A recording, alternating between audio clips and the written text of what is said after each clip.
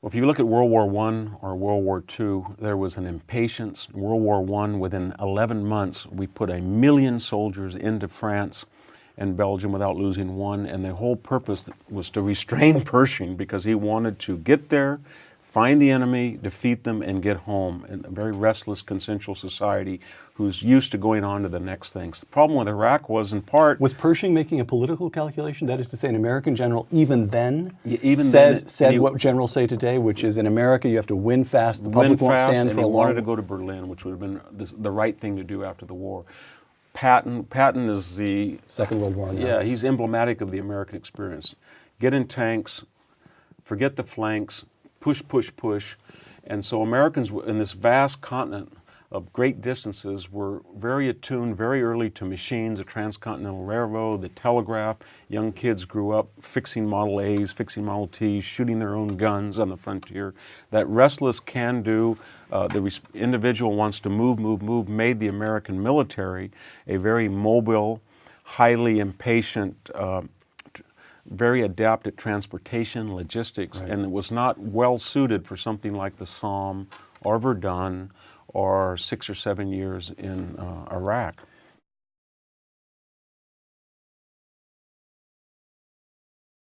When he looked at the anti-war opposition was basically, we have no business in the Middle East. It's a foreign, strange place.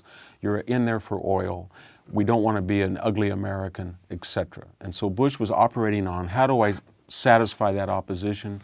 And that fed into the Casey Abizade narrative of what? A lighter imprint, just go in there and get out and withdraw. And that, he thought that he might pacify opposition by saying, okay, we're going to have a light imprint. But the problem, what he didn't understand is that most people, before they have any ideology, they have one directive: they want to win. You get the most left-wing person and he will identify with a military victory.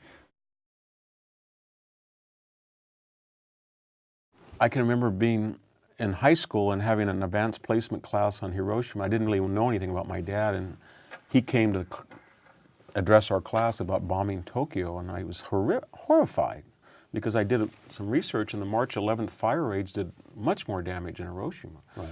And so I tried to tell him, I said, gosh, you're a war criminal. And he laughed and said, no, we stopped the Imperial Japanese Army. They were killing 20,000 Koreans, Chinese, Filipinos a day, and there was no other way. We're not supermen. How would you stop them? I remember he said to me, exact words, Victor, how would you stop them? Tell them to stop? And his attitude was, I'm not a god, I'm just a human, and we were better than the alternative. So what he taught me was that the United States never has any claims that it's perfect.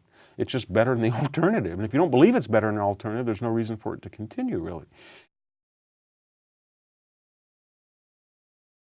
It's why Woodrow Wilson can do what he did in World War I, FDR can do what he did, and Truman can do what he did, LBJ and JFK can do what they do, because the idea is that a Democrat is a man of peace, he's a utopian, he doesn't like war, he goes to it reluctantly. A Republican is a bloodthirsty, warrior-type person who likes war. And so anytime we have a Democratic president, the left wing is willing to forgive him in a much greater degree than he is a Republican. A lot of reasons to study military history. We could go on, but one reason that's never mentioned is you have a moral obligation to acknowledge the ultimate sacrifice of thousands of Americans in their youth. When you go to Walmart today and we see all that plethora of goods and that instant credit, we have to understand that there's somebody we don't even know, don't even care about, who died in a place like Okinawa, who died at Shiloh, who died at Valley Forge for that opportunity.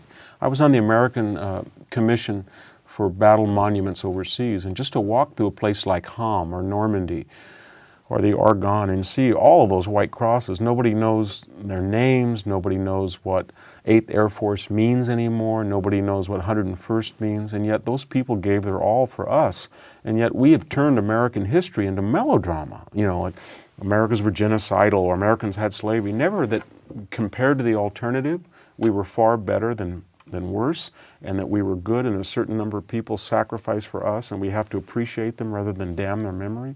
I'm very worried about it. Military history and the acknowledgement of the collective sacrifice of American young people in the past should be the ultimate topic in our high schools and schools